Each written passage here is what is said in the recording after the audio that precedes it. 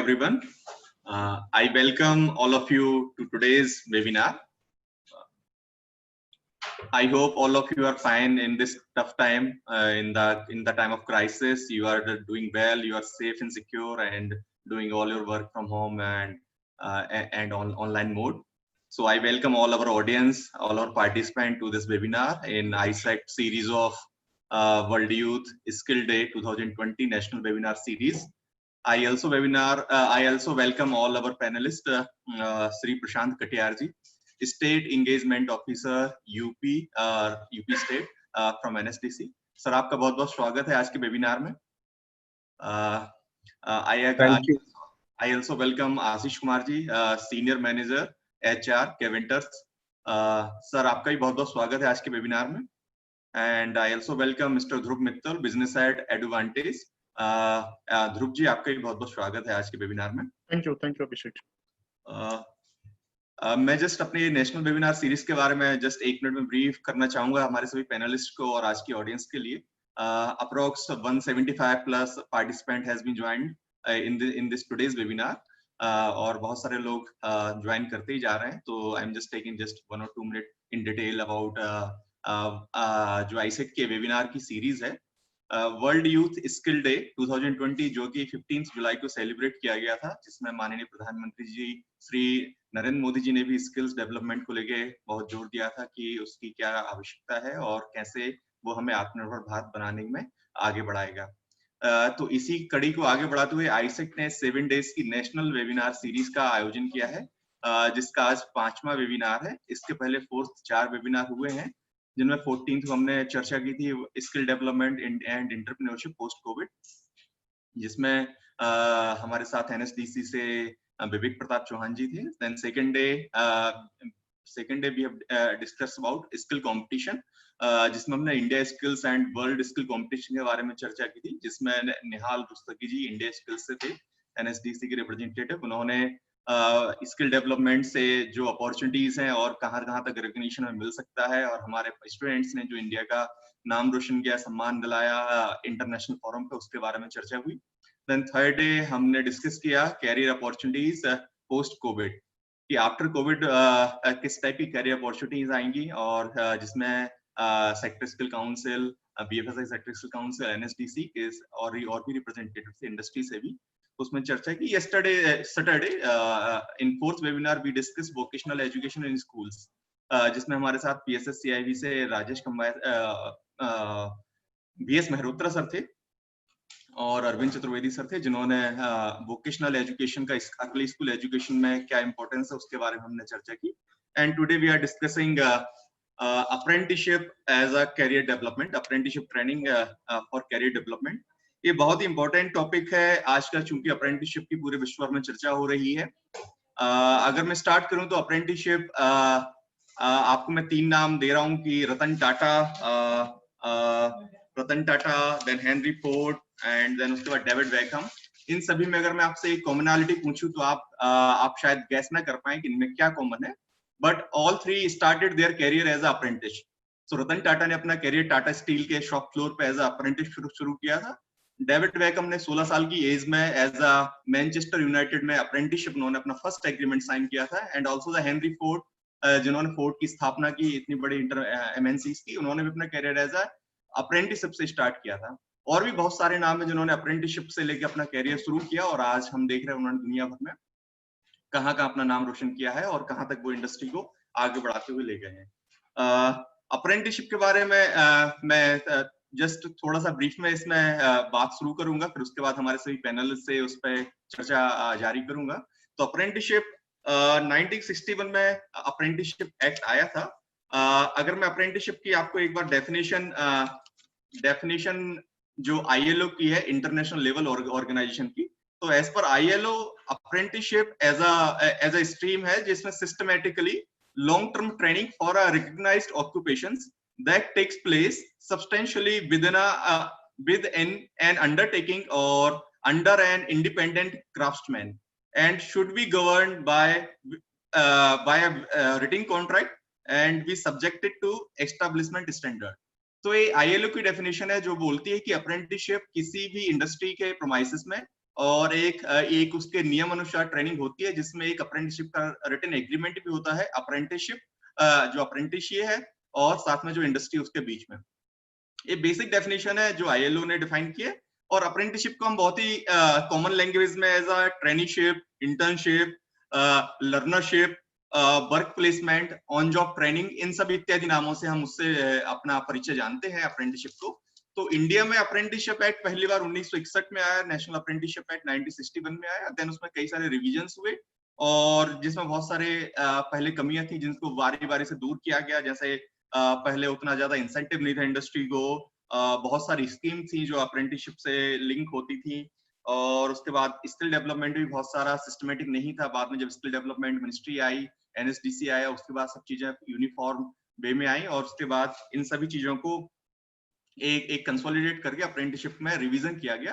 तो 1992 में apprenticeship rule आए और 2016 में नेशनल अप्रेंटिसशिप एनएपीएस स्कीम आई, जो कि सबसे बड़ी स्कीम है आज की डेट में एनएपीएस की। 2014 तक अप्रेंटिसशिप का हमारे वर्कफोर्स में ओनली 2.8 लाख ही अप्रेंटिसशिप हुआ करते थे, और एनएपीएस जो कि 2016 में आने के बाद भारत सरकार ने लक्ष्य रखा कि 2020 तक 50 लाख अप्रेंटिसशिप को ट्रेन करना है, जिसमें करीब 1920 में अराउंड 15 लाख अप्रेंटिस को ट्रेनिंग दी गई।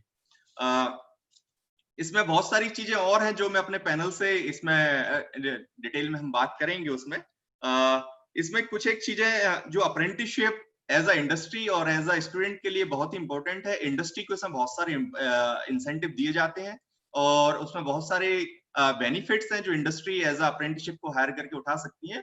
साथ ही साथ स्टूडेंट को इसमें बहुत सारे बेनिफिट होते हैं, जहां वो वर्क के बारे में समझता है, कम्युनिकेशन स्किल्स, टीम वर्क कैसे होता है, और उससे टेक्निकल नो हाउ जो होते हैं इंडस्ट्री के, उसके बारे में स्टूडेंट को जानने का मौका मिलता है। अर्न वाइल डूइंग, जो एक कंसेप्ट है कि अर्न वाइल लर्न, इस टाइप के कंसेप्ट हैं जो अप्रेंटिसशिप को प्रमोट करते हैं। तो इन सभी चीजों के बारे में आज हम बहुत डिटेल में इसमें बात करेंगे। मैं सभी पैनल मेंबर को आज की ऑडियंस के बारे में जस्ट एक ब्रीफ करना चाहूंगा। आज करीब हमारे साथ 230 पार्टिसिपेंट जुड़ चुके हैं और बढ़ते जा रहे हैं। तो इन सभी ऑडियंस में हमारे साथ आईसेट के स्किल ट्रेनिंग सेंटर्स हैं, जो कि देश भर में है। आईसेट के प्रधानमंत्री कौशल केंद्र, जिसमें आईसेट के centre managers, trainers, placement coordinators, students, AISECT के वोकेशनल ट्रेनर, और इसके अलावा ये ओपन फॉर ऑल तो इंडस्ट्री से भी हमने सभी जगह शेयर किया हुआ लिंक। तो इसमें करीब 250 लोग हमें ज्वाइन कर रहे हैं आज। तो ये सभी आपसे रूबरू होने के लिए यहाँ पे जब आपकी प्रोफाइल हमने शेयर की और ये सभी चीजें, तो आप वो बड़े उत्सुक हैं। तो मैं सबसे पहले रिक्वेस्ट करूंगा ध्रुव मित्तल जी से कि वो जो अप्रेंटिसशिप के बारे में डिफरेंट स्कीम्स हैं और अप्रेंटिसशिप की पूरी प्रोसेस क्या है, एज ए स्टूडेंट कैसे अप्रेंटिसशिप में अपना कैरियर शुरू कर सकते हैं, उसके बारे में अगर हमें ब्रीफ में बताएं तो बढ़िया रहेगा सर। अप्रेंटिसशिप के बारे में आपसे थैंक यू अभिषेक जी। मैं अपना स्क्रीन शेयर करके एक छोटा सा प्रेजेंटेशन के माध्यम से समझाना चाहूंगा।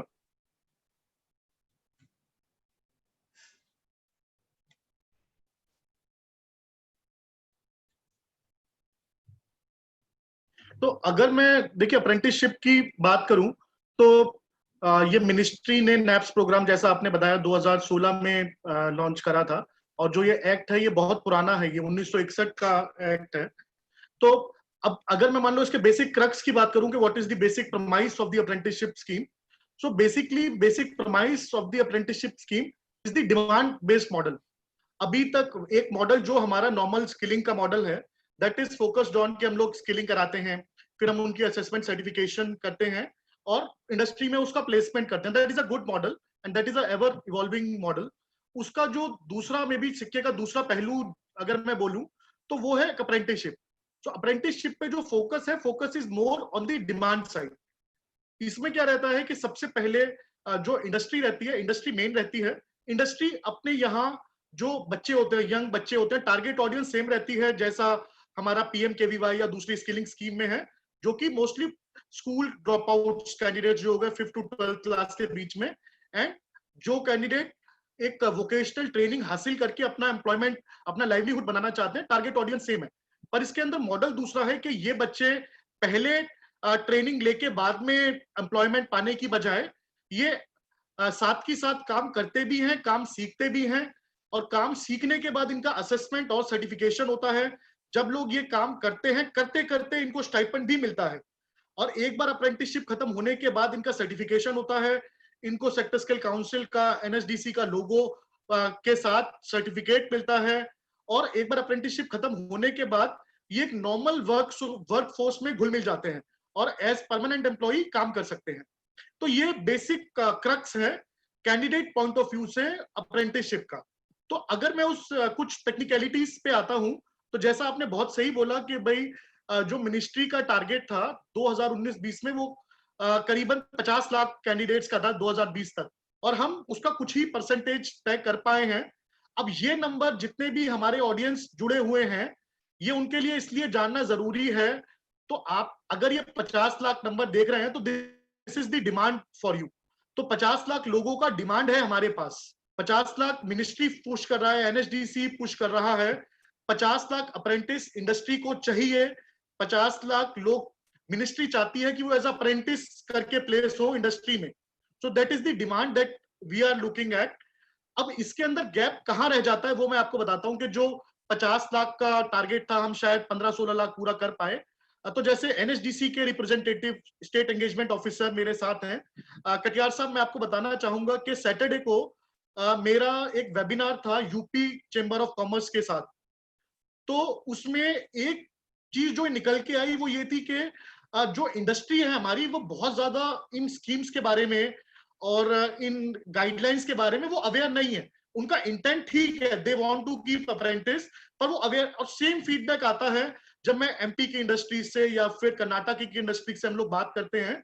इंडस्ट्रीज का इंटेंट अच्छा है, हम लोगों को ही कहीं इंडस्ट्री के पास जाके उनको अवेयर बनाना पड़ेगा कि भाई ऐसी कुछ स्कीम है जो कि आपके बेनिफिट के लिए है और ये लीगली बाइंडिंग है।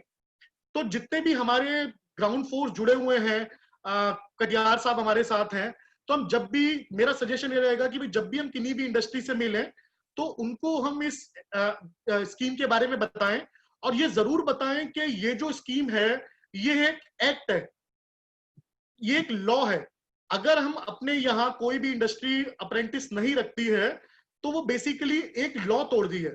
हर इंडस्ट्री को जिसके पास 30 से ज्यादा अप्रेंटिस हैं, 30 से ज्यादा एम्प्लॉइज हैं रादर, उनको अपने यहाँ 2.5% अप्रेंटिस रखने कंपलसरी है, ऑप्शनल नहीं है, this is mandatory.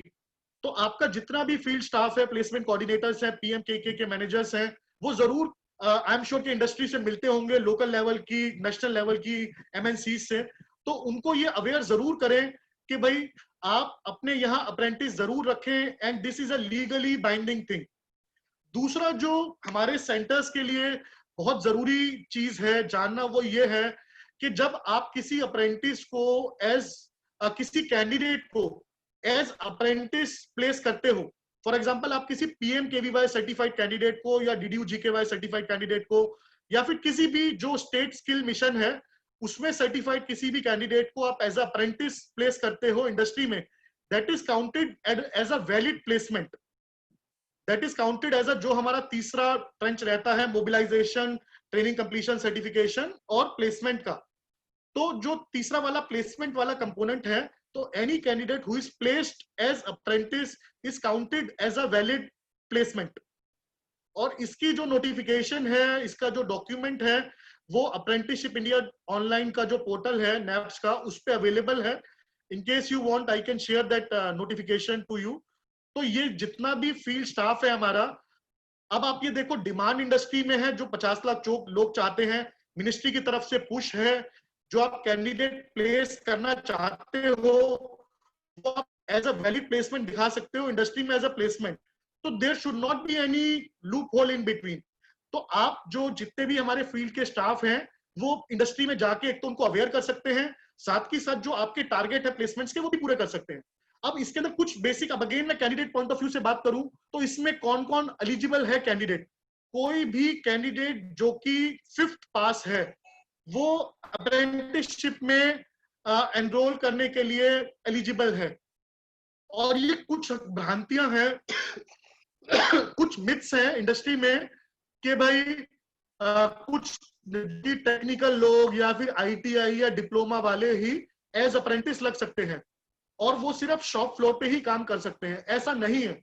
Nap scheme के अंतर्गत कोई भी बच्चा या बच्ची जो कि 5th पास है वो एज अप्रेंटिस करके लग सकता है, और वो ना ही सिर्फ टेक्निकल जॉब रोल में, वो सर्विस जॉब रोल में और जो सपोर्ट जॉब रोल होते हैं उसमें एज अप्रेंटिस करके रख सकता है। जब मैं सपोर्ट जॉब रोल की बात करता हूं तो उसका मतलब हो गया कि भाई इंडस्ट्री में सिक्योरिटी गार्ड की पोजीशन, या टेलीकॉलर हो गया, या फिर टेलीफोन ऑपरेटर या सेल्स स्टाफ। तो इनमें कोई भी 5वीं पास बच्चा, मिनिमम एज इज 14 ईयर्स तो कोई भी 14 साल, मिनिमम 14 साल का बच्चा या बच्ची या फिर 5th पास एज अप्रेंटिस इंडस्ट्री में लग सकता है। Excuse me. अब इसके अलावा सरकार, मैं छोटा सा टच करूंगा इंडस्ट्री का बेनिफिट एक स्लाइड में, पर ये कैंडिडेट का बेनिफिट है। अब जैसा मैंने आपको बताया कि भाई अप्रेंटिस कौन है, अप्रेंटिस वो है, इसको अगर आप ध्यान से स्लाइड को देखें,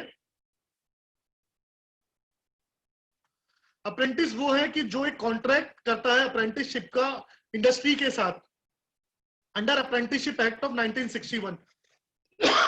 तो इसमें जितने भी कॉन्ट्रैक्ट होते हैं वो सारे ऑनलाइन में होते हैं। कैंडिडेट को रजिस्टर करना पड़ता है, पोर्टल है apprenticeshipindia.org, उस पे जितने भी कैंडिडेट्स हैं वो इस पोर्टल पे रजिस्टर करते हैं, अपने डॉक्यूमेंट्स अपलोड करते हैं, मतलब उनकी मार्कशीट हो गई या फिर PMKVY का सर्टिफिकेट, अपने आधार कार्ड, पैन कार्ड, ये सारे डॉक्यूमेंट अपलोड करते हैं। उसके बाद इंडस्ट्री उनको रिक्रूट करता है और अपने यहाँ अप्रेंटिस करके लगाता है। अब इसकी जो ड्यूरेशन होती है अप्रेंटिसशिप की किसी कैंडिडेट के लिए, वो वेरी करती है करीबन 6 महीने से लेके 36 महीने तक। तो मिनिमम जो ड्यूरेशन रहेगी अप्रेंटिसशिप की वो रहेगी मिनिमम 6 महीना, मैक्सिमम रहेगी 3 साल, दैट इज 36 मंथ्स। तो इसमें 2 कंपोनेंट होते हैं। पहला कंपोनेंट हो गया बेसिक ट्रेनिंग का। बेसिक ट्रेनिंग का मतलब होता है क्लासरूम ट्रेनिंग, मतलब जो कैंडिडेट हो गया, जो फ्रेश कैंडिडेट्स हो गए, उनका कुछ कंपोनेंट, मतलब कुछ 15 से 20% जो अप्रेंटिसशिप होता है वो क्लासरूम ट्रेनिंग होता है, जिसमें उन्हें क्लासरूम में बैठ के सारे टॉपिक्स के बारे में, सेफ्टी के बारे में, कम्युनिकेशन स्किल्स के बारे में उनको पढ़ाया जाता है। और इसमें एक अच्छी बात यह है कि आप सभी लोगों के लिए कि जितने भी हमारे PMKVY सर्टिफाइड कैंडिडेट्स हैं या DDU GKY सर्टिफाइड कैंडिडेट्स हैं, इनके लिए ये बेसिक ट्रेनिंग एग्जेम्प्ट है।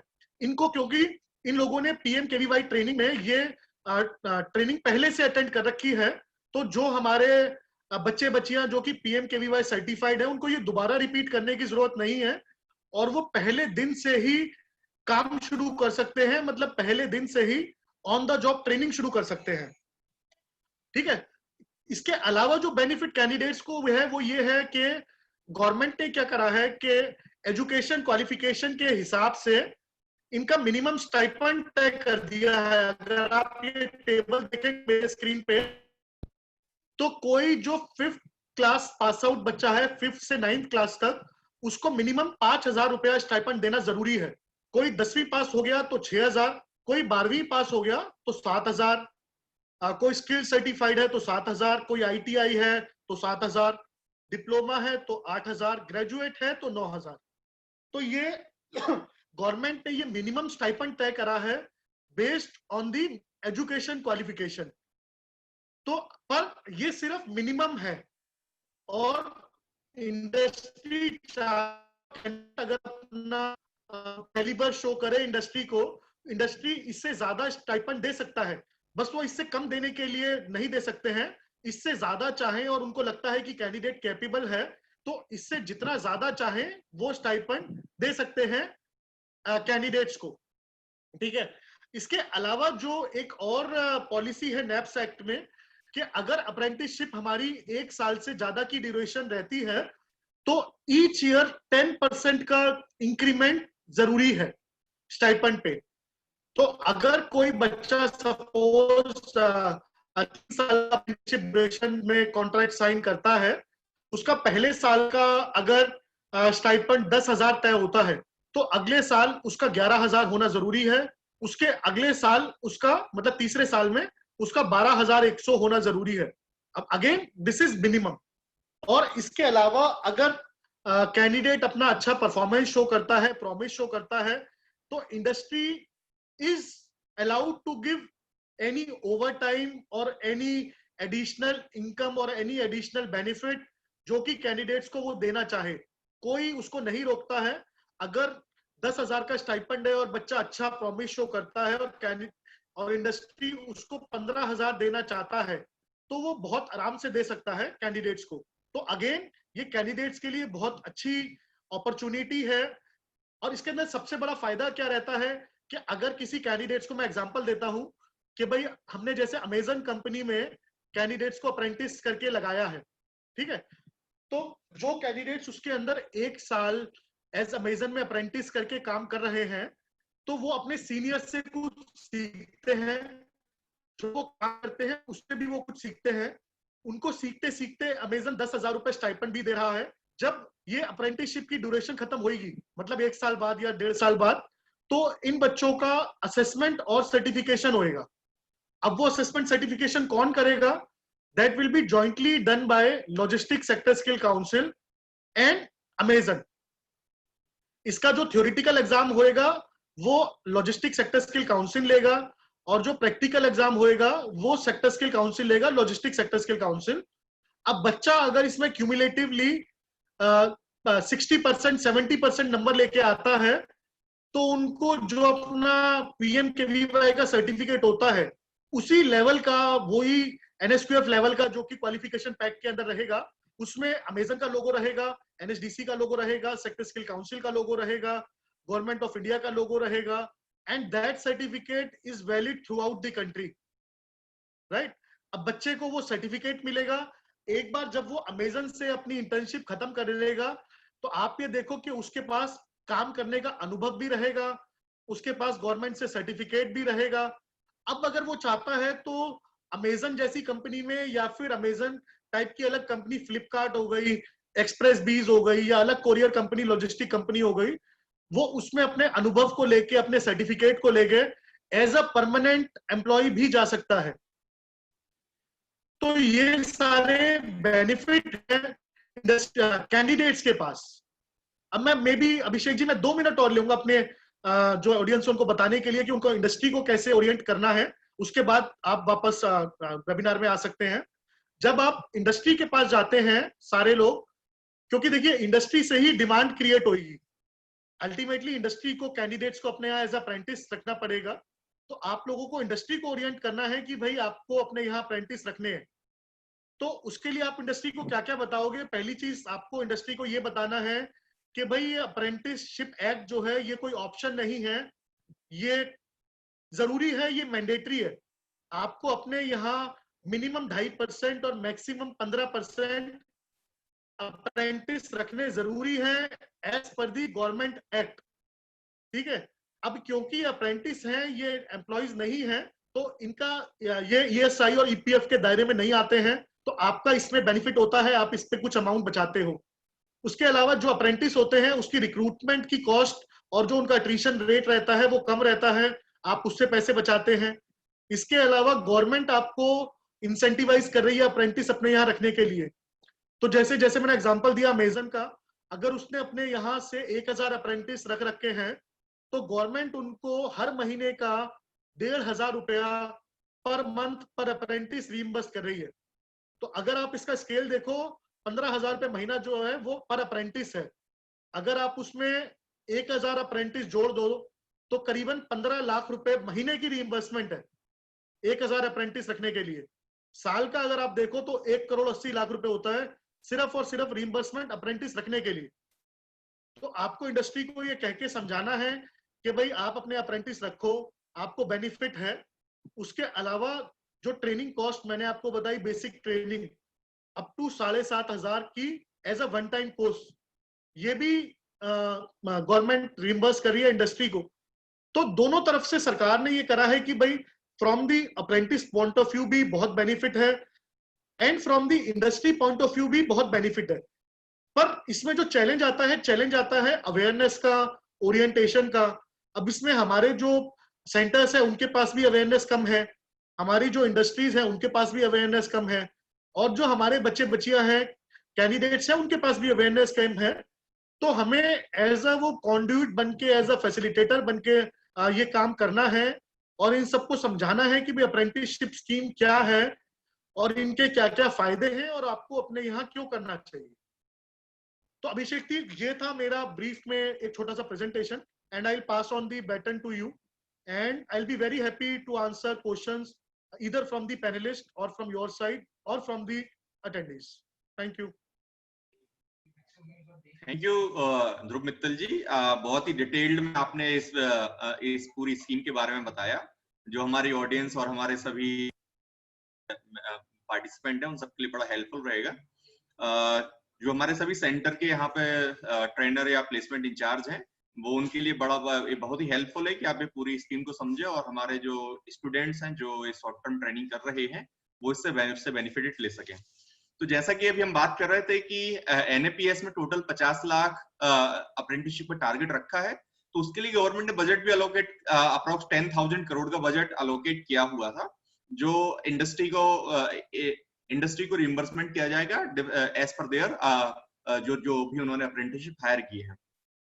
तो मैं नेक्स्ट आशीष सर के पास आना चाहूंगा कि आशीष सर, जैसा हमने देखा ये ध्रुव जी ने हमें पूरी स्कीम के बारे में बताया, तो एज अ एम्प्लॉयर पर्सपेक्टिव मैं आपसे जानना चाहूंगा कि जब आपने अप्रेंटिसशिप को कब से अपने यहाँ कंपनी में हायरिंग करना शुरू किया, और आप इसके पहले अगर जो दूसरा सेटअप था, अगर आप कॉन्ट्रेक्चुअल वर्कर हायर कर रहे थे, उसके पहले जब आपने अप्रेंटिसशिप को हायर किया तो आपने उसमें क्या आपको डिफरेंस आया इकोनॉमिकली, और अल्सो अगर आपने कुछ ROI निकाला हुआ है कि उस पे जो रिटर्न ऑन इन्वेस्टमेंट अगर आप कर रहे हैं कि अप्रेंटिसशिप को हायर करके आपका बिजनेस में क्या ग्रोथ आई, या फिर वो ज्यादा उनका रिटेंशन रेट ज्यादा है, या दूसरे और बेनिफिट जो हो सकते हैं। और साथ ही साथ दूसरा पर्सपेक्टिव मैं आपसे जानना चाहूंगा, जब आप अप्रेंटिसशिप को हायर करते हैं तो आप कौन सी आपकी बेसिक नीड्स होती है, आपकी एक्सपेक्टेशन क्या होती है कि आप अप्रेंटिसशिप को जब हायर करने के लिए जो थर्ड पार्टी एग्रीगेटर है या फिर SSC या मार्केट में जाते हैं, तो आपकी बेसिक रिक्वायरमेंट क्या होती है जब अप्रेंटिसशिप को हायर करने के लिए मार्केट में जाते हैं sir? Thank you, Abhishek.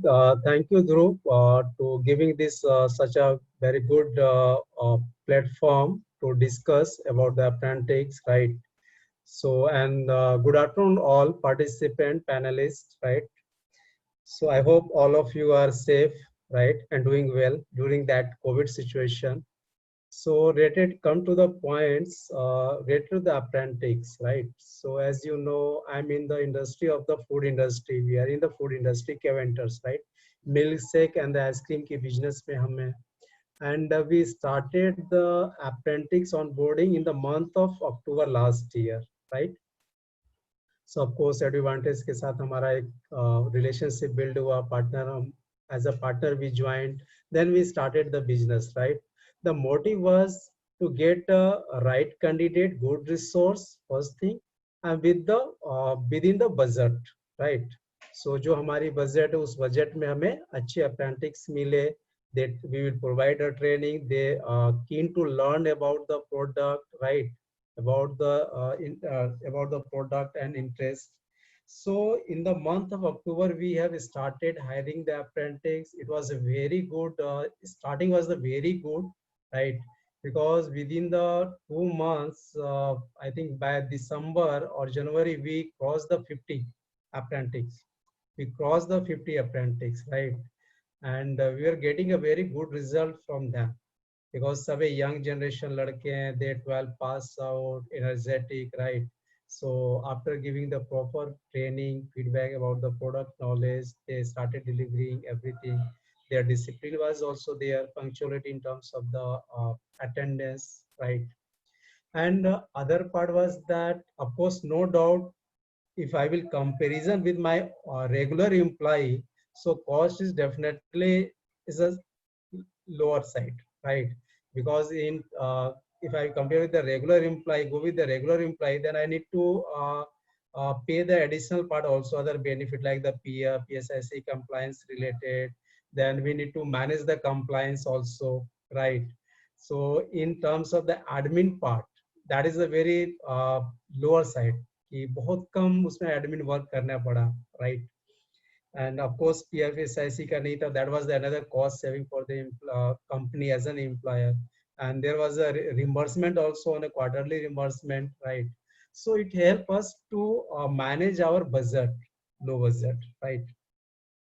Second thing was that during that process, right?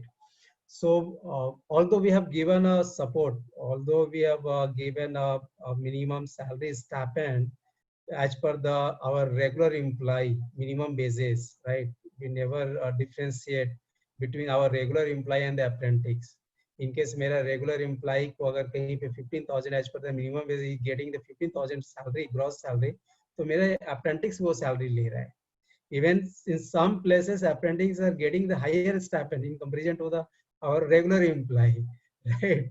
So that this is a benefit that we have given to our apprentices. Second thing was to take care their health, personal health, right? Because they are traveling in the metro city, class B city में public transport they are using. So इन चीजों को ध्यान में रखते हुए company ने management ने उनको हेल्थ बेनिफिट भी दिया. Although that was not mandate for us कि हमें वो देना है, right? But still we think नहीं, as a human being we need to take care their health because they are working with us. We never differentiate between our regular employee and the apprentice as a behavior or in the cultural point of view, right? So we have given a personal accident policy or a GT light term policy. Even during this COVID situation, pandemic situation where there is a huge loss of the business in food industry, still we have given a COVID policy right now, effective 1st of July, with that sum instead of 2 lakhs, right? So हमने 2 लाख के sum instead के साथ सभी को COVID policy में भी हमने covered किया अभी, so that कि उनका proper caring हो. So in as per my although due to the this situation अभी थोड़े उनके head count में plus minus हुए हैं, as you know, because काफी सारे हमारे outlet closed हो गए हैं. But the initial was the very good, starting was the very good in terms of the service point of view. It was very good support from Dhruv and you Abhishek, right? And apprentice का performance was also good. कुछ attrition भी हुए, I agree. Some of the attrition भी हुए, but the quality was good. Overall the performance was good. Even अगर ये Covid situation नहीं होता तो आई वाज श्योर कि ये 100 क्रॉस कर चुका होता हेड काउंट. 100 क्रॉस कर चुका होता head count. So overall it was good experience, and for me especially personally it was a good experience because this is the first time in my career I managed the apprentice. So that was also a golden opportunity for me. Thank you, sir. Thank you, sir, for valuable input. जी मैं 1 minute लेना Sure. मैं यही बोलना चाहूंगा कि आशीष जी ने आज यहाँ आके हम सबको बताया, तो कैवेंटर्स के जो मिल्क शेक है, आई डोंट थिंक हम में से कोई ऐसा होगा जिसको नहीं पता होगा कैवेंटर्स के बारे में. तो आप अगर ये देखें कि भाई जो कैवेंटर्स जैसा ब्रांड है वो अपने यहाँ अप्रेंटिस रख रहा है और उसको बेनिफिट हो रहा है, तो आई एम प्रेटी श्योर के जो बाकी के जो इंडस्ट्रीज हैं वो भी अपने यहाँ अप्रेंटिस रख सकते हैं और बेनिफिट उठा सकते हैं. I am really thankful to Ashish ji कि एक तो उन्होंने अप्रेंटिसशिप अपना इम्प्लीमेंट कराया, दूसरा ये इन्विटेशन even accept we करा कि had at a भाई manager level, store manager level, Right. we had a store manager level even. तो यही हम चाहते हैं कि भाई जैसे हम लोग अभी अप्रेंटिसशिप के बारे में डिसेमिनेट कर रहे हैं इंफॉर्मेशन इंडस्ट्री को बुला के, तो आप लोग भी आगे ऐसे ही डिसेमिनेट करें और इंडस्ट्री को अवेयर बनाएं कि भाई आप अपने अप्रेंटिस रखो और उसका बेनिफिट ले आप. Thank you Abhishek ji. Thank you, Dhruv. Thank you, Ashish ji, for your valuable input. So इसमें next अगर हम देखें कि अकेले NAPS स्कीम नहीं है, मैं अपने ऑडियंस को बताना चाहूंगा अप्रेंटिसशिप जब शुरू हुआ था 2016 में NAPS आया है. इसके पहले भी स्कीम्स कई सारे रूप स्वरूप में पहले भी इंप्लीमेंट हो रहा था. जब 1961 में पहली बार अप्रेंटिसशिप आया तो उसे जो ट्रेड अप्रेंटिसशिप हम बोलते हैं, जो ITI पास आउट स्टूडेंट हैं, जो पॉलिटेक्निक्स हैं, उनको ही अप्रेंटिसशिप के रूप में पहले हायर किया जाता था. तो NAPS के अलावा भी और भी 3 स्कीम्स हैं जो अभी MHRD के माध्यम से इंप्लीमेंट हो रही हैं, जिनमें एक है NATS, देन एक स्कीम है श्रेयस और एक स्कीम है नीम. ये सभी स्कीम के डिफरेंट टारगेट ऑडियंस हैं. तो NAPS जो कि सभी के लिए ओपन है, जिसमें जो डेजिग्नेटेड ट्रेड होते हैं ITI के, जो नेट्स और दूसरी स्कीम्स के लिए हैं, बट NAPS में वो फाउंडेशन हटा दी गई है. तो आप किसी भी सेक्टर्स में एज अप्रेंटिसशिप आप ज्वाइन कर सकते हैं या हायर कर सकते हैं। तो और जो नीम स्कीम है वो स्कीम MHRD की है, और श्रेयस भी हायर एजुकेशन इंस्टीट्यूट की है। अगर कोई नॉर्मल ग्रेजुएट है, इंजीनियर भी एज अप्रेंटिसशिप हायर हो सकते हैं एज इन श्रेयस स्कीम। तो इसी के साथ में मैं प्रशांत कटियार जी से आगे बढ़ते हुए उनसे इस बारे में उनके उनके उनके जो विचार हैं वो जानना चाहूंगा कि सर, जब जो ऑप्शनल ट्रेड जिन्हें हम बोल रहे हैं कि PMKVY के जो ट्रेड हैं, ऐसे करीब 268 ऑप्शनल ट्रेड हैं जो एज अ नेप्स स्कीम में लिस्ट आउट किए गए हैं। यानी कि 268 जॉब रोल हैं जिनमें जो PMKVY के स्टूडेंट हैं वो भी एज अ अप्रेंटिसशिप हायर हो सकते हैं। तो सर, चूंकि आज हमारी ऑडियंस में बहुत सारे PMKVY के जो सेंटर कोऑर्डिनेटर हैं या प्लेसमेंट कोऑर्डिनेटर हैं, उनको चूंकि इसमें बड़ी है आपसे मतलब उसमें हेल्प चाहिए है कि अगर आप उसमें गाइड कर सकें ऐसे कौन से ट्रेड है या कौन सी इंडस्ट्री है, या वो कैसे MSME को जो अगर जो टियर 1 सिटीज है या मेट्रो सिटीज है वहां पे वेल नोन कंपनीज हैं जहां अप्रेंटिसशिप के लिए प्रॉपर हायरिंग का सिस्टम बना हुआ है या पूरा HR का प्रोसेस होता है। बट MSME लेवल पे या टियर 2 सिस्टम पे जब हम टियर 2 सिटीज में जाते हैं तो वहां पे अप्रेंटिसशिप को जैसे ध्रुव ने कुछ हाईलाइट किया, बट वहां पे जाके हमारा जो प्लेसमेंट कोऑर्डिनेटर है या जो स्टूडेंट्स है जो PMKVY से पास आउट स्टूडेंट है वो कैसे वहां पे अपने कोर्स के माध्यम से एज अप्रेंटिसशिप के लिए अप्लाई कर सकते हैं। और साथ ही साथ उनका जो असेसमेंट, अगर जो PMKVY में अगर असेसमेंट हो चुका है तो एज अप्रेंटिसशिप का 1 साल या 1.5 साल के ड्यूरेशन के बाद भी क्या उन्हें पुनः असेसमेंट जरूरी है क्या? इसमें ध्रुव से भी बाद में हम राय चाहेंगे। तो प्रशांत सर को इसके लिए हमें गाइड करें। थैंक यू अभिषेक। सबसे पहले तो मैं आईसेक्ट को धन्यवाद देना चाहूंगा कि यहाँ पे NSDC के रिप्रेजेंटेटिव के रूप में बुलाया है इस टॉपिक पे, and thank you Dhruv for a very detailed presentation that has covered almost all aspects, and Ashish ji for giving us the industry perspective. काफी बातें कवर हो गई हैं, so I will only focus on the insights on apprenticeship, the finer points. जैसे apprenticeship के concept में ध्रुव जी ने बताया कि it has 2 parts. One is basic training जो क्लासरूम ट्रेनिंग होती है, और दूसरा है on the shop factory floor पे जो ट्रेनिंग कंपोनेंट है। तो ये दोनों पार्ट मिलके अप्रेंटिसशिप बनाते हैं। अप्रेंटिसशिप का मतलब सिर्फ ऑन द जॉब ट्रेनिंग नहीं है, ये दोनों कंपोनेंट होने जरूरी हैं।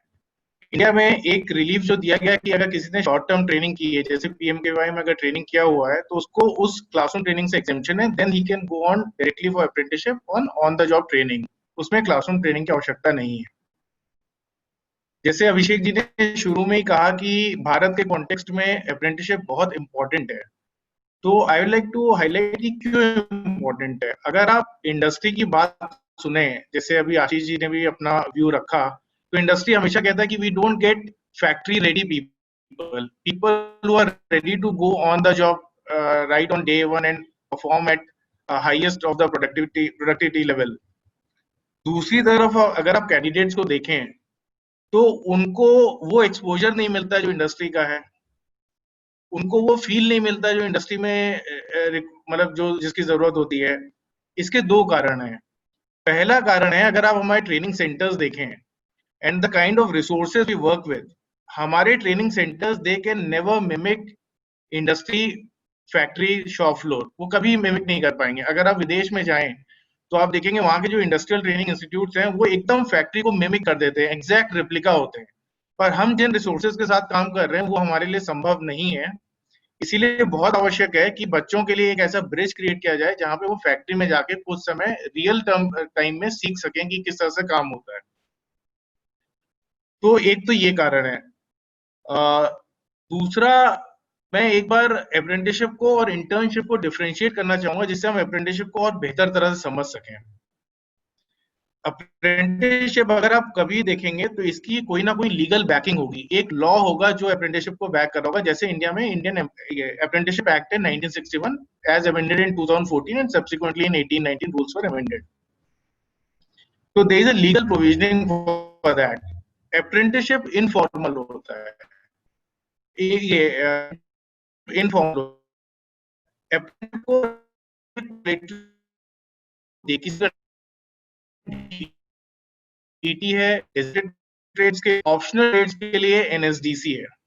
अप्रेंटिसशिप को रेगुलर डेजिग्नेटेड ट्रेड्स के लिए ऑप्शनल है। तीसरा पॉइंट है कि अप्रेंटिसशिप में at the end of apprenticeship को रेगुलर एलिजिबिलिटी है, कैंडिडेट प्रोवाइडेड अ सर्टिफिकेट, एक फॉर्मल सर्टिफिकेट मिलता है विच इज रिकॉग्नाइज्ड। इंटर्नशिप में ऐसा कोई भी आउटकम नहीं होता है। नेक्स्ट पॉइंट है कि अप्रेंटिसशिप में स्टाइपेंड देना मैंडेटरी होता है and it is legally mandatory. जैसे ध्रुव जी ने बताया कि क्लास 5 से लेके डिग्री और ग्रेजुएट स्टूडेंट्स तक के लिए अलग अलग लेवल्स पे स्टाइपेंड फिक्स किया गया है, तो वो मैंडेटरी होता है।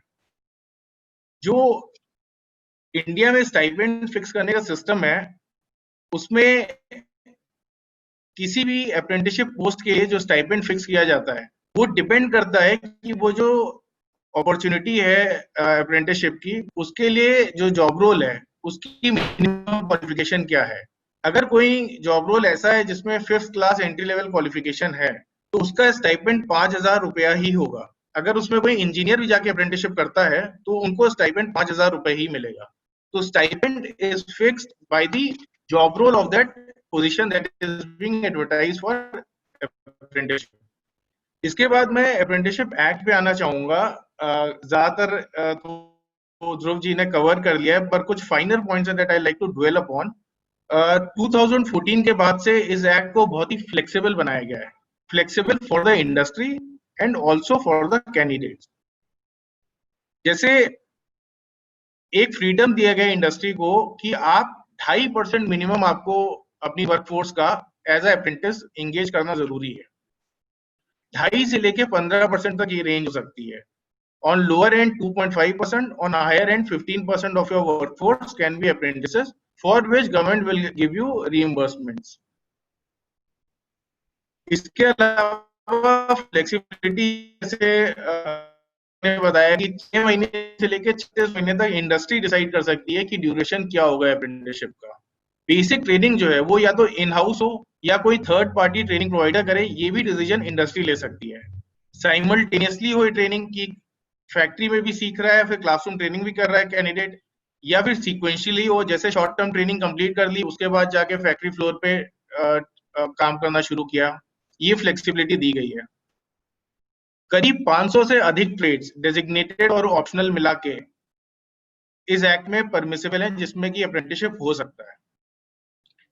इसके अलावा एक फ्लेक्सिबिलिटी इंडस्ट्री को ये दी गई है कि अगर कोई ऐसा कोर्स है जो industry thinks that it is suitable for its own use, its own internal use, then they can create that apprenticeship opportunity, that course, and even that will be subsidized by the government. मतलब industry अपनी जरूरत के हिसाब से apprenticeship create कर सकती है, इतनी फ्लेक्सिबिलिटी दी गई है। एक चेंज और जो एक्ट में किया गया है कि पहले भारत में अप्रेंटिसशिप जो 1961 का एक्ट है उसमें सिर्फ मैन्युफैक्चरिंग सेक्टर पे फोकस था, जो कि हमारे जीडीपी का 30% है आज की तारीख में।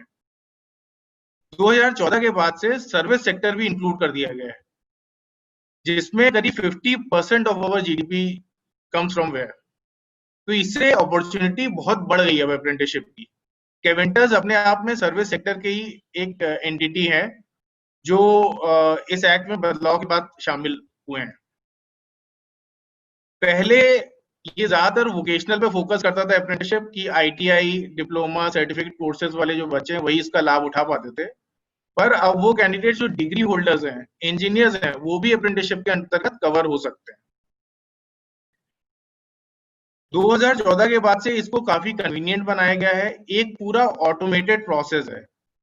apprenticeshipindia.org पोर्टल है जिसपे इंडस्ट्री और कैंडिडेट्स दोनों जाके अप्रेंटिसशिप योजना का लाभ उठा सकते हैं। एक बहुत ही बड़ा जो रेगुलेटरी चेंज किया गया है अप्रेंटिसशिप एक्ट में आफ्टर 2014, जैसे बहुत रेगुलेशन था, पहले इंस्पेक्टर राज था, लोग उसको इंस्पेक्ट करते थे इंडस्ट्री को और बहुत पेपर वर्क था, बट आफ्टर 2014 रेगुलेशन से we have move to self regulation. अब इंडस्ट्री कई सारे अपने एफिडेविट्स देके और अपना डिक्लेरेशन देके जो है काफी सारी रिक्वायरमेंट्स पूरी कर सकती है, किसी से अप्रूवल्स की जरूरत नहीं है और सब कुछ ऑनलाइन है, यहाँ तक कि पेमेंट्स तक ऑनलाइन है। इसके बाद भारत सरकार ने अप्रेंटिसशिप को भारत में, इंडिया में प्रमोट करने के लिए अगस्त 2016 में national apprenticeship promotion scheme launch किया। इस स्कीम में इंडस्ट्री के लिए फाइनेंशियल इंसेंटिव्स बिल्ड इन किए गए जिससे अप्रेंटिसशिप को प्रमोट किया जा सके कंट्री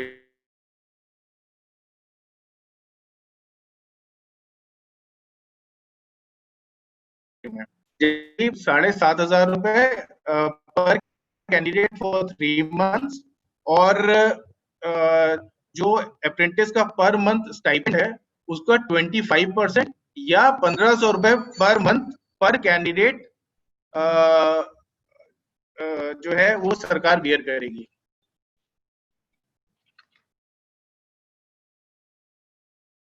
अगर हम देखें कि भारत में जो ये एक्ट है इसने मैंडेट किया है कि 30 से अधिक जिस इंडस्ट्री में भी एम्प्लॉइज हैं उनको एटलीस्ट 2.5% अप्रेंटिसेस को एंगेज करना जरूरी है।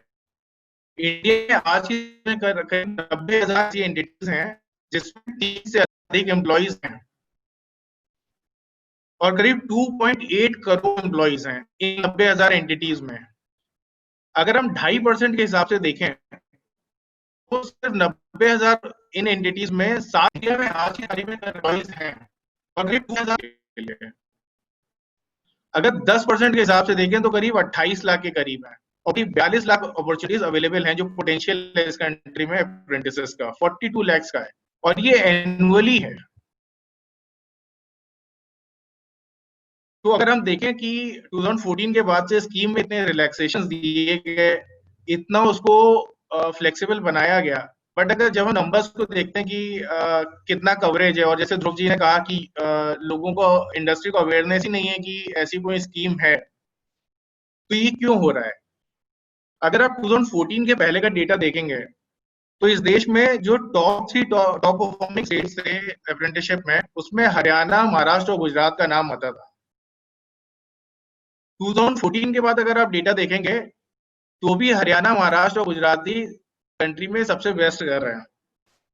कुछ और स्टेट्स में भी सिचुएशन इंप्रूव हुई है जैसे पंजाब में, राजस्थान में, बट बाकी स्टेट्स में मिला जुला के और तमिलनाडु में अच्छा है, कर्नाटका ठीक कर रहा है, साउथ में तेलंगाना ठीक कर रहा है, पर मिला जुला के देखा जा रहा है कि जो बड़े स्टेट्स हैं वहां पे नंबर्स इंप्रूव नहीं हो रहे।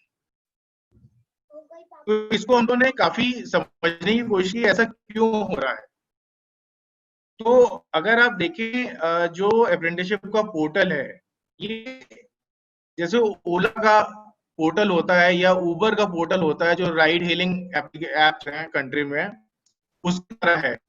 अगर एक आप ओला के प्लेटफॉर्म पे जिसमें बहुत सारी टैक्सी बहुत कस्टमर हो तो ड्राइवर कंपनी की काम नहीं मिलता है, कस्टमर नहीं मिलते हैं। और अगर आप एक स्थिति टैक्सीज हो कस्टमर नहीं मिलते हैं, और अगर आप एक स्थिति है और बहुत कम टैक्सीज हो तो सारी ड्राइवर कंपनी बहुत सारे कस्टमर्स हो ओला के प्लेटफॉर्म पे टैक्सी नहीं मिलती है। तो सेम प्रॉब्लम आ रही है अप्रेंटिसशिप पोर्टल में। जब ये अप्रेंटिसशिप पोर्टल लॉन्च किया गया, इसमें एक अजम्पशन था कि नेचुरली जो डिमांड और सप्लाई का गैप है वो जो है मैच करेगा और people will start getting opportunities, industry will start getting people. अगर हम देखें कि इंडिया इतना बड़ा कंट्री है कि अपॉर्चुनिटी हो सकता है गुजरात में पोस्ट की गई हो किसी अप्रेंटिसशिप की अपॉर्चुनिटी किसी इंडस्ट्री द्वारा, पर हो सकता है उससे रेलेवेंट बच्चे जो है यूपी में अवेलेबल हो। तो इस तरह से दोनों अवेलेबल है, इंडस्ट्री भी अवेलेबल है, कैंडिडेट्स भी अवेलेबल हैं, पर डिस्टेंस इतना ज्यादा है कि this opportunity cannot be realised. That is one thing. Second, apprenticeship हैं अगर आप देखें वो मिनिमम वेजेस से कम है, तो उनके लिए माइग्रेट करने की वो भी लिमिटेड है। तो हमें जो काम करना है वो मिनिमम वेजेस से कम है। तो हमें जो काम करना है अप्रेंटिसशिप को बढ़ाना है उत्तर प्रदेश की इंडस्ट्री जब भी अप्रेंटिसशिप की अपॉर्चुनिटी पोस्ट करती है स्पेशली यूपी में, तो हमें आसपास के ही एरियाज में कैंडिडेट्स को मोबिलाइज करके पुश करके जो है उसको कन्वर्ट कराना पड़ेगा। इनिशियली ऐसा नहीं होगा कि इंडस्ट्री पोस्ट वो मिनिमम वेतन हो जो है अपॉर्चुनिटी पोस्ट करती है स्पेशली यूपी को कन्वर्ट कराना पड़ेगा। इनिशियली ऐसा है, कॉस्टिंग्स है, टाइमिंग की बात है, तो ये सब फैक्टर्स उस चीज को प्रिवेंट कर रहे हैं। इसके अलावा एक रीजन और जो हम लोगों ने नोटिस किया है, जिसके कारण से अप्रेंटिसशिप कुछ राज्यों में उतना अच्छा नहीं कर पा रहा है, जैसे कुछ राज्यों में इंडस्ट्री सरकार के मतलब गवर्नमेंट के साथ बहुत ही क्लोजली काम करती है, and there is a very comfortable relationship between industry and government, specially in states like Karnataka, Maharashtra, Gujarat, Haryana, and industry is very proactive in reaching out to government for its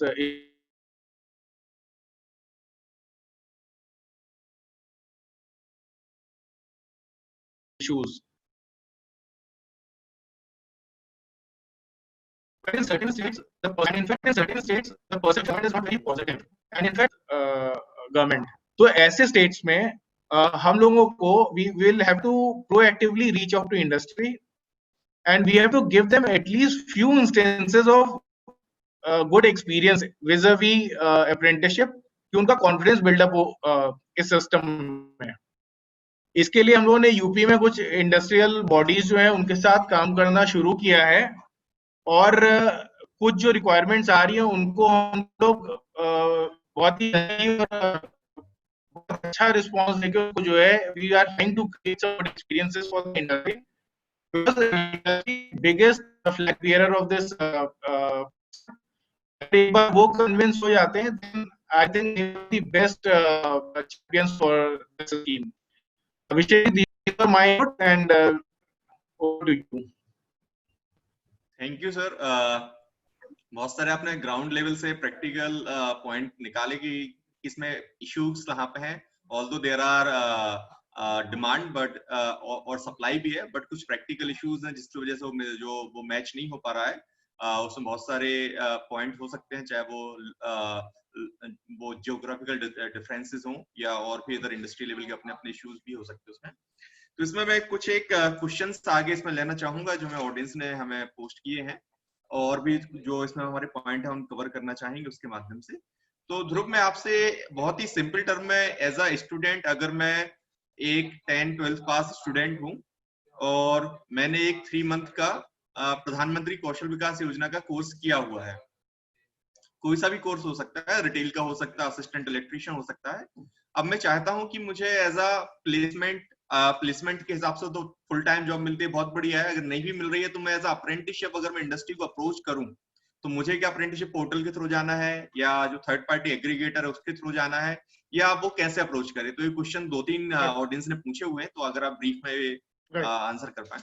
right, तो इसमें क्या रहता है अभिषेक जी, उस कैंडिडेट को अप्रेंटिसशिप इंडिया ORG पोर्टल है, ठीक है, उस पोर्टल के अंदर जाके रजिस्टर करना पड़ेगा, अपने डॉक्यूमेंट्स अपलोड करने पड़ेंगे और उसको अपना कोर्स का डिटेल वगैरह डालना पड़ेगा। सपोज अगर वो सेल्स का उसने कोर्स करा है तो उसे सेल्स डालना पड़ेगा। अब क्या रहता है इस पोर्टल के अंदर कि कंपनी के अंदर कंपनी अपनी अपॉर्चुनिटी प्लेस करती है, पोस्ट करती है। अपॉर्चुनिटी का मतलब होता है कि अगर जहां जहां उन्हें रिक्वायरमेंट है वो पोस्ट करेगी उसी पोर्टल पे ही। अब वो कैंडिडेट को सारी अपने लॉगिन में दिखेगी। सपोज मैं बिहार का कैंडिडेट हूं तो मुझे दिखेगा कि से कैवेंटस ने रिक्वायरमेंट डाली है पटना की या वाराणसी की या कोलकाता की, तो मैं जाके उन अपॉर्चुनिटीज पे अप्लाई कर सकता हूं। तो जब मैं उस अपॉर्चुनिटी पे अप्लाई करूंगा तो वो सारी डिटेल जाएंगी कंपनी के पास। जैसे आशीष जी बैठे हुए हैं, तो जो बच्चे अप्लाई करेंगे उनका सारा डिटेल आशीष जी के लॉगिन में जाएगा। अब वो आशीष जी क्या करेंगे, उसके बाद उन इंडिविजुअल बच्चों को कॉल करेंगे, उनका टेलीफोन पे इंटरव्यू लेंगे। अगर वो नजदीक है तो उनको बुला के भी इंटरव्यू ले सकते हैं, और एक बार जब वो फाइनल करेंगे तो उनका कॉन्ट्रैक्ट जनरेट होएगा पोर्टल पे। तो एक तरीका ये है कि उनको इंडिविजुअल अप्लाई करना पड़ेगा पोर्टल पे जाके। दूसरा तरीका ये हो सकता है कि जैसे सपोज आईसेट के सेंटर्स हैं, तो सेंटर के जो मैनेजर हो गए या प्लेसमेंट ऑफिसर्स हो गए, they can approach a company. वो क्या कर सकते हैं, वो ग्रुप में ये बोल सकते हैं कि भाई एक इंडस्ट्री को अप्रोच करके कि भाई हमारे पास, जैसे उन्होंने कैवेंटस को अप्रोच करा कि भाई हमारे पास बिहार में 25 ट्रेंड बंदे हैं, और हो सकता है कि कैवेंटस की बिहार में अलग अलग लोकेशन पे 20-25 रिक्वायरमेंट हो, पटना में, मुजफ्फरपुर में और अलग अलग जगह, जसीडी साइड। तो एक साथ हम लोग इंडस्ट्री को भी अप्रोच कर सकते हैं कि आप बल्क में हायरिंग कर लो। अगर कैंडिडेट चाहे तो अपना फिर इंडिविजुअल लेवल पे अप्लाई भी कर सकता है। तो ये 2 तरीके हैं। Thank you Dhruv ji. आशीष जी, आप हमें सुन पा रहे हैं? आशीष जी बने हुए हमारे साथ? Yeah. जी सर एक Yeah, इनपुट sure. आपसे चाहूंगा सर इसमें कि अगर एज अप्रेंटिसशिप मैंने 2 या 3 साल का अप्रेंटिसशिप वाला कोर्स किया हुआ है, तो एज अ कैरियर मतलब एज अ कैरियर डेवलपमेंट मुझे कितनी एक्सपेक्टेशन और है कि एज अ कंपनी मुझे कितना वेटेज देगी? अगर आपके पास 2 सीवी आते हैं, जो एक एज अ फ्रेशर है और एक ने 3 साल का अप्रेंटिसशिप का पूरा ड्यूरेशन कंप्लीट किया हुआ है, तो उसको किस टाइप के रोल्स आप ऑफर कर सकते हैं, या कितना सैलरी उसको ग्रोथ मिल सकता है आफ्टर कंप्लीशन ऑफ अप्रेंटिसशिप? तो हमें अपनी ऑडियंस को यहाँ आपके माध्यम से ये आपसे क्वेश्चन पे आंसर चाहता हूँ कि उसको आप अप्रेंटिसशिप करने के बाद उसको एज अ करियर में क्या ग्रोथ मिलती है, किस टाइप के रोल्स मिल सकते हैं, क्या वो स्विच कर सकता है, या उसका करियर पाथ कैसे आगे बढ़ता है, उसके बारे में सर आपको थोड़ा गाइड करें। Okay. Thank you. First thing, it might be possible कि मेरा connection lost हो जाए because I don't have electricity right now last 15 minutes से. Okay. No issue, sir. So You are audible. Abhishek, हमारे पास जो audible ना, So we have a outlet business, right? In different city, class A, class B, class C, city, right? So in case well educated जहाँ पे 12 pass out या graduate जो हमारे candidate होते हैं, right? So they will first got a opportunity जहाँ पे वो front end पे बैठ के customer से they will deal, right? First they will learn about the product कि क्या product है, कैसे उसको product को बनाना है, milk shake को, ice cream को, right? Proper training के साथ, and they will deal with the customer. So अगर in case once they will complete their apprentice period, right, 1 year का और 2 years का जब वो period complete करते हैं, and they are very good in the communication point of view, right? Because as you know in the metro city, in the mall और the जो high street होते हैं वहाँ पे जो customer की quality होती है, and as per our product, right? So जो customer होते हैं वो काफी premium customer होते हैं, right? So in case they have the skill, उनकी अच्छी communication skill है, presentation है, customer को अच्छे response करते हैं, right? So there is an opportunity कि after completion of the apprentice period they will become a store in charge, right? With the additional responsibility, जहाँ पे उनके नीचे हो सकता है 2-3 team member होंगे, right? जो उनको report करेंगे, जिसके work को they will play a supervisor role maybe, right? Supervisor role play करेंगे, maybe they will take some additional role and responsibility. तो ये complete एक hierarchy है जहाँ पे we started from the team member, and team members as per their performance and the experience they are moving into the store level where they will become a store in charge, store manager. Then after that there is a area manager role, right? So this is the growth path in our operation store for the apprentice. Dhruv, if you can add something. Right. तो मैं इसमें एक जैसे हम लोग अलग अलग employers के साथ भी काम कर रहे हैं अभिषेक जी, तो कैवेंटर्स ने एक अपना अप्रेंटिस का कैरियर प्लान रखा है. मैं आपको एक दूसरे एम्प्लॉयर का एग्जांपल देता हूं. अल्ट्राटेक सीमेंट के साथ हम लोग काम कर रहे हैं. आप यकीन नहीं करोगे, उसके अंदर they are paying 20,000 as stipend to apprentices, और उस एम्प्लॉयर ने they are hiring MBA graduates. And what they have planned out a 3-year plan for the apprentice. What they are telling is that first year that guy will be placed as NAPS apprentice. In second year that guy will be taking up some other responsibility. And third year, if that candidate stick with the organization for 3-year period, they will be moving to the middle management kind of a role. So that is something that can be done in an organization. और इतना अच्छा आप ये लगा लो कि but depends from organization to organization. But again अगर आप candidate point of view से अगर आप देखो कि टेक एग्जांपल कि जिस कैंडिडेट ने कैवेंटर जैसे ब्रांड में 1 साल इंटर्नशिप करा है और उसके सर्टिफिकेट पे कैवेंटर्स का लोगो भी है और उसने काम करा भी है, जैसा आशीष जी ने बोला, कैवेंटर जैसे स्टोर में इंडस्ट्री की एक्सपेक्टेशन, कस्टमर की एक्सपेक्टेशन कितनी रहती है. तो अगर उसने अपनी इंटर्नशिप कंप्लीट करी है और उसके बाद वही बंदा से डोमिनोज में या फिर पिज्जा हट में जाके बोलता है कि भाई मैंने अप्रेंटिसशिप करी है कैवेंटर्स में, तो यू कैन इमेजिन कि भाई कि उसको हमेशा ही प्रेफरेंस दिया जाएगा एक फ्रेशर से. जिस बंदे ने इंडस्ट्री में ऑन द जॉब ट्रेनिंग करी है उसको हमेशा ही प्रेफरेंस मिलेगा दूसरी इंडस्ट्री में. And I am pretty sure कि जो एक सैलरी या स्टाइपेंड ऑफर होगा फ्रेशर को, उससे डेफिनेटली ज्यादा ही मिलेगा उसको. Yes, That will be sir. my take. Definitely, obviously उससे ज्यादा उसको वर्क एक्स रहेगा, उसको इंडस्ट्री का know how, technical know how उसको मालूम रहेंगे, सॉफ्ट स्किल, कम्युनिकेशन स्किल्स उसकी इंप्रूव होगी। मैं प्रशांत कटियार जी से सर एक लास्ट में अपने पैनल से इसमें जानना चाहूंगा, तो आफ्टर कोविड क्राइसिस हम चूंकि रिवर्स माइग्रेशन देख रहे हैं, डेली न्यूज में आ रहा है कि इंडस्ट्रीज वापस से वर्कर्स को बुला रही हैं और उनके लिए बहुत सारी फैसिलिटीज हैं, 1.5 टाइम्स ऑफ सैलरी भी दे रही हैं और एसी बसेस के साथ उनको वापस से बुलाया जा रहा है रिवर्स माइग्रेशन में। तो सर ऐसे अगर हम इसमें देख रहे हैं कि इसमें अगर आरपीएल वाले जो स्टूडेंट्स हैं, ऑल्दो उसमें जो सर्टिफिकेट उनका जो ब्रिज कोर्स होता है 80 आवर्स का ही होता है, तो जो ये माइग्रेंट वर्कर्स हैं, ऑल्दो वो फॉर्मली एजुकेटेड सिस्टम में नहीं है, बट उनको अप्रेंटिसशिप में चूंकि 5th क्लास ही मैंडेटरी बोला गया है कि अगर उन्हें अप्रेंटिसशिप हायर होना है, तो इन्हें माइग्रेंट वर्कर को क्या किसी वे में, जहां पे बहुत सारा डेटा है, अभी इतना सारा डेटा हर स्टेट से कंपाइल हुआ है और उनके आरपीएल के प्रोग्राम्स भी चल रहे हैं, तो इनको हम कैसे अप्रेंटिसशिप में लिंक कर सकते हैं, या जहां पे वो पहले जॉब कर रहे थे but as a contractual job कर रहे थे या इनफॉर्मल वे में जॉब कर रहे थे, तो हम उन्हें फॉर्मली कैसे फॉर्मल सिस्टम में ला सकते हैं, कुछ अगर उसके बारे में हम बात कर सके। और सर सेकंड है कि इसमें जेंडर्स को लेके अप्रेंटिसशिप में, चूंकि ये मेल डोमिनेटिंग ऐसे रिपोर्ट्स आते हैं कि यहाँ फीमेल का पार्टिसिपेशन कम है, तो उसको बढ़ाने के लिए और भी कुछ अगर गवर्नमेंट के साइड से इनिशिएटिव्स हैं कि फीमेल को अप्रेंटिसशिप में कैसे उनका एनरोलमेंट बढ़ाया जा सके, तो उस पर भी आप कुछ प्रकाश डाल सकें sir.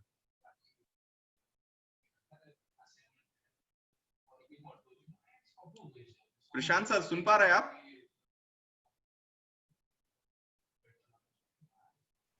Hello, yes sir, yes sir. मैं जो आपका सेकंड क्वेश्चन पहले आंसर करूंगा कि जेंडर बायस है अप्रेंटिसशिप में, जैसे आपने मेंशन किया, पर अगर आप देखेंगे जो पीएमएवाई स्कीम है उसमें भी काफी लॉपसाइडेड है, फीमेल रिप्रेजेंटेशन कम है।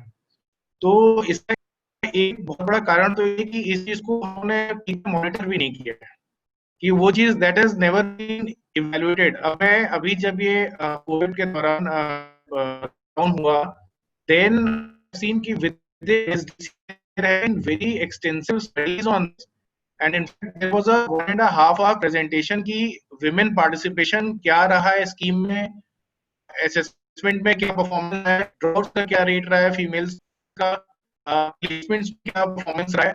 तो now as an institution we have start, इसका एक बहुत बड़ा कारण इवैल्यूएटेड। अब मैं अभी जब तो इसका NSDC there have been very which is the extensive studies on this and in aspect में क्या परफॉर्मेंस रहा है में डेफिनेटली हमने देखा है कि कॉर्पोरेट्स में there are certain companies that are very responsible socially. जैसे मैंने मैकडॉनल्ड्स को देखा कि उन्होंने काफी फिजिकली हैंडीकैप्ड जो दिव्यांग जन है उनको एम्प्लॉय करने में they have shown lot of proactiveness. So there are a lot of responsible organizations, corporates that want to reach out to the female section of the population to give them opportunity. And I think in apprenticeship, if it is positively pitched in the corporates, it will have response from them. Definitely, I am sure about it, and it's a good idea. हम UP में जब इस चीज को करेंगे तो इस चीज को ध्यान रखेंगे। दूसरे माइग्रेंट्स पे अगर आए तो देखिए माइग्रेंट्स पे यूपी जो रोजगार अभियान है उसमें यूपी एक महत्वपूर्ण राज्य है और 31 जिले यूपी से उसमें सम्मिलित हैं। तो हम लोग लगभग 31 जिलों में लगातार हम लोग को फीडबैक मिल रहा है और काम चल रहा है उस पर। तो हमारा जो अंडरस्टैंडिंग है माइग्रेंट्स के माइंडसेट की राइट नाउ, पहली चीज की क्योंकि वो एक अर्निंग लूप में थे, वो कमाऊ सदस्य थे अपने परिवार के, तो वो बहुत लंबा समय जो है खाली नहीं बैठना चाह रहे हैं, वो बहुत क्लियर है। तो हमने देखा शॉर्ट टर्म ट्रेनिंग और आरपीएल में भी अगर उनको चॉइस दी जाती है तो वो आरपीएल के लिए ज्यादा प्रो हैं, उसमें ज्यादा सम्मिलित होना चाहते हैं और शॉर्ट टर्म ट्रेनिंग को वो अवॉइड ही करना चाह रहे हैं। बहुत कम लोग ही पॉजिटिव रिस्पॉन्स दे रहे हैं, वो एक चीज है। दूसरा, क्योंकि वो अर्निंग मेंबर थे तो उनकी एक बेंचमार्क सैलरी थी जो ज्यादातर केसेस में, जैसा हम लोग को फीडबैक मिला है, वो स्टाइपेंड से डेफिनेटली ज्यादा है।